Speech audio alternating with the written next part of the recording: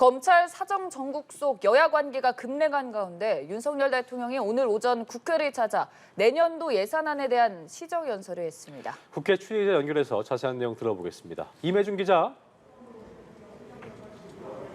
네, 윤석열 대통령이 오전 10시 국회에서 시정연설을 통해 내년도 예산안의 청사진을 공개했습니다. 윤 대통령은 정부가 제출한 내년 예산안엔 글로벌 복합위기에 대한 대응과 민생 현안에 대한 고민이 담겼다고 말했는데요. 국가 재정 건전성의 중요성을 강조하면서 역대 최대 규모의 지출 구조 조정을 통해 2010년 이후 처음으로 전년 대비 삭감된 639조 원으로 내년도 예산을 축소 편성했다고 소개했습니다.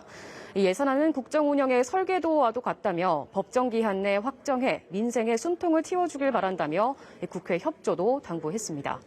대북 메시지도 내놓았는데요. 북한이 7차 핵실험 준비를 이미 마무리한 것으로 판단된다며 이 한미일 협력을 통해 압도적 역량으로 대북 억제력을 강화하겠다고 밝혔습니다.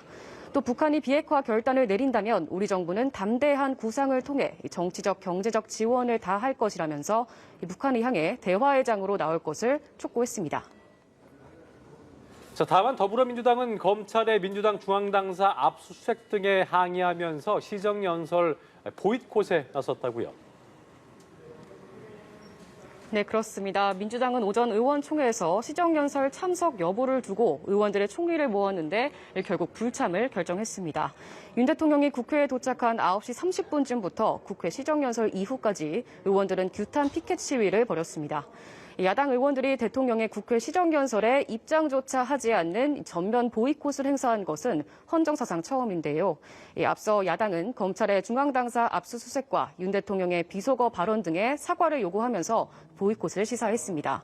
박홍근 원내대표는 윤 대통령이 불과 5개월 전 국회를 찾아선 주요 사안을 함께 논의해 나가겠다고 해놓고 뒤로는 막말 정쟁으로 입법부를 부정하고 있다고 비판했습니다.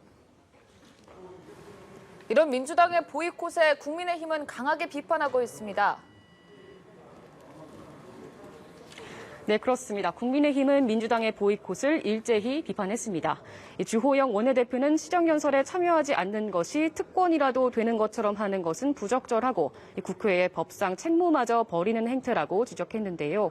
특히 개인의 법정 리스크를 당 전체가 방어하며 정치를 파행으로 몰고 가고 있다며 이재명 민주당 대표를 겨냥해서 비판했습니다. 당 논평을 통해선 비난 수위를 더 끌어올렸는데요.